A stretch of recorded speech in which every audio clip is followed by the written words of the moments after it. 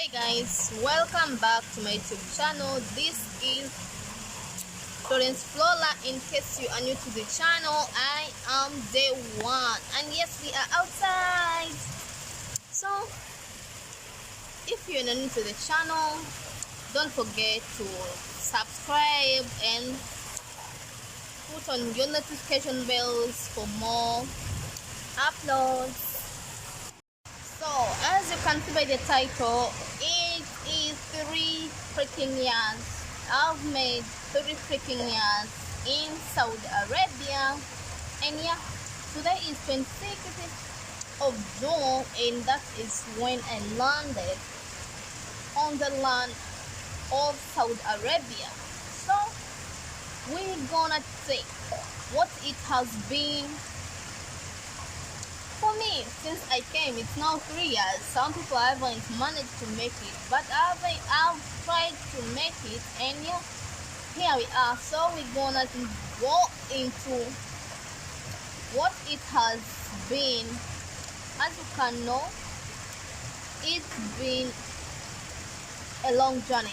Like, it's been a long journey, full of tears, happiness, and whatsoever that you. Anyways, it's full of challenges. But if you are focused, and you really know what really brought you can really make it. Yeah. Yes, I came in Saudi Arabia, as I told you in my previous videos. I came in June 26th, and today it's not 3 years. So this are like how I started. Let me first talk of the challenges that I've managed to withhold within myself, and I'm like, no, this has happened, but still it is just a challenge, and of which if you don't face challenges, you will not do your best, because it's through challenges that we gain more confidence, that we gain more strength, and you can do more, much better, because they really teach you where you have gone astray, like where you have been weak, and face it. By going through it, it gives you a lot more lessons, you learn more, and yeah, this has been me. I've faced a lot. First and foremost, I faced accidents on July. This Eid that comes in July, this Muslim Eid in July, is it the one that they cut the animals, they shed blood? That is when I faced a very big challenge, of which my family was left behind. My family was in Uganda, and by that time they were not even hearing from me. So it was really tough, because when we faced that accident, I was going out to work. Because when I reached, I was told to go and work house per house. I was do we call them deliverers? I was trying to do part-times in different houses, as long as I do my kafil house, you understand? So during that time, on that very day, the Eid day, as I'd done with my 1.5 hours in that madam, the baby came to pick me. So while he was driving, because we were only two, me and him, he was just reckless, because he did knew that there was no any person who could stop him from doing whatever he wants. He was driving as long as he is on his freaking phone. I was on tension. I wanted to tell him, yeah boy, can you please first drive and then you be on your phones? But I was like, no, he is my boss's boy, and I got nothing to tell him what he should do or not. And I kept shut. So as we were just left with a few meters to our home. Hey, like he bumped into another person's car. Hey, I forgot each and everything that was happening around, and I was just thinking about my family, my grandma that I left home. And I'm like, now what am I going to tell her? Because they're not even listening from me. They're not even hearing from me. Like, I don't call them because they didn't give me internet. And I'm here dying over nothing when I've just landed in Saudi Arabia, not even making a month. Ah, hey. Okay, that was challenge number one. And yes, I went to the hospital. Yeah, I didn't give up.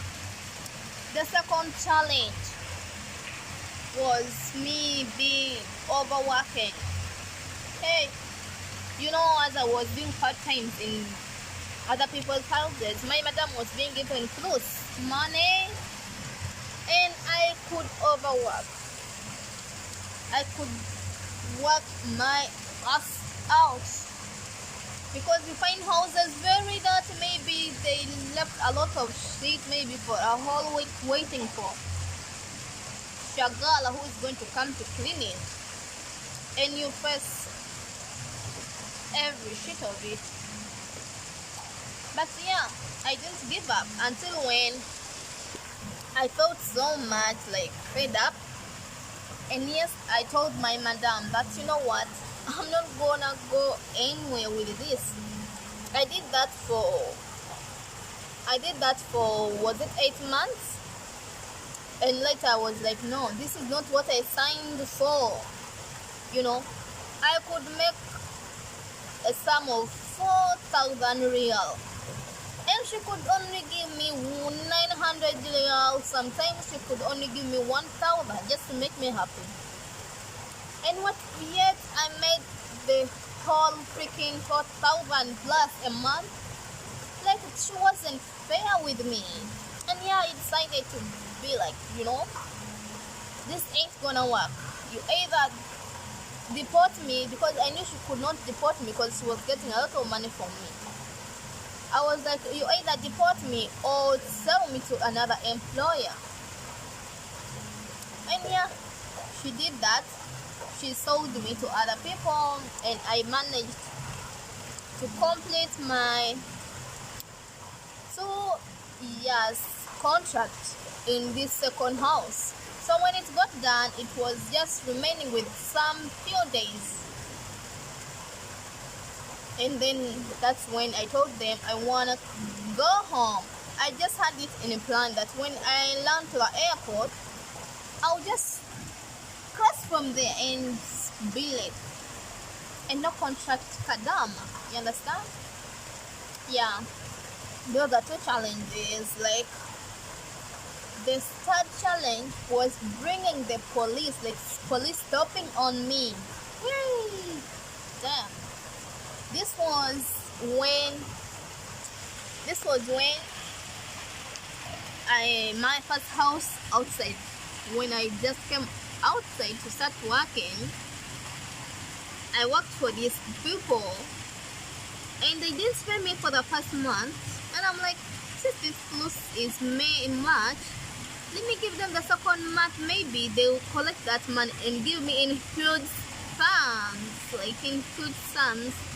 Kumbe, hey, I was just being overworked for nothing. And when I completed this second month, because I was like, okay, the woman is maybe she just trying to collect the money and give me 2 months at once, because I was new.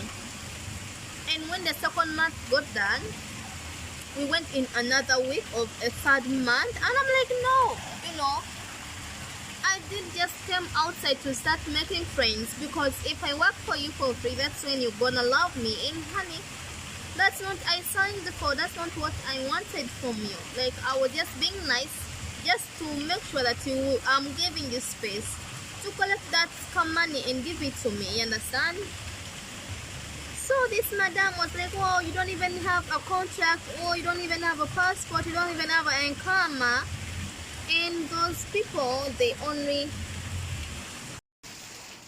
So when I insisted on demanding my 2 months salary, she was like, I'm going to call police on you because you don't have any document, like you don't have anything that allows you to stay in Saudi Arabia. I was like, oh, is she serious? And yeah, and I told her to call the police. Guy, I cried because I didn't expect her to do that, because me, like in my life, I haven't faced police as in face to face, like if for police being called for me, like me as a person. At least I used to go there, maybe because of my friends, like other people that I knew. I could go there to the police, but this time round it was on me. So I cried, and after some minutes the police came. And yeah, because maybe at later she felt pity for me because I cried so much. I cried like, yeah, I could just rethink of that moment, and I'm like, guys, this was ridiculous. So when the police came, she just felt pity for me, and she was like, oh yeah, I called you, but we have solved the issue with her. We are now good. So they asked for the income, that is the ID. So she was like, no, Baba took it, Baba went to Riyadh with it. That's how I survived that police. And yeah, I left that house without being paid. And now talking about the good things, well, I've enjoyed, I've been paid, I've gained some money, I've been able to look after my people that I have responsibilities for. Like I've done a lot of things. I've met new people in my life. Some I've met and then we are no more, but some are still in my life, which I'm grateful for. Yeah, big up to you, my guys, who always check on me, who are always there for me. Big up daughter Jannat, you're always in my comment section. Big up Faraha, big up Corinne, and other people who are in my life. I just love you to the moon because you guys are just always there cheering for your girl. Even if I do wrong, you're like, no, we shall do better next time, And I've been able to travel around so many places. Yeah, that's what I've also gotten from these 3 years contract. And another thing is just being strong. Like I've gained a lot of strength during this, should I call it a session, because it's like a school of understanding whereby I had to learn, to rethink, to relearn, and to redo. It's like a school, But I'm just grateful, of which I can't forget my God, that I've been always praying. I've always been praying, because when we read in Psalms, is it Psalms 27, which says like, the God will always provide shelters for us, and we shall always be safe.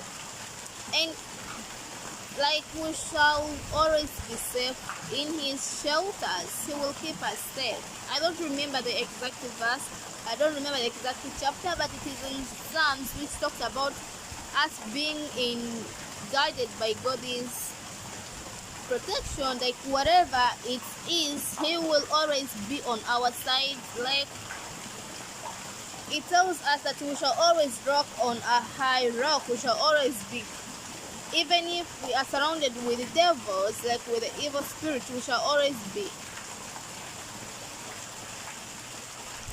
You understand? We shall always be protected. We shall always be the winners in those battles. So I'm like, no, my God has really been there for me in all the situations, as he has been in my whole entire life. Like I can't just talk much of him because he is like literally everything for me, understand?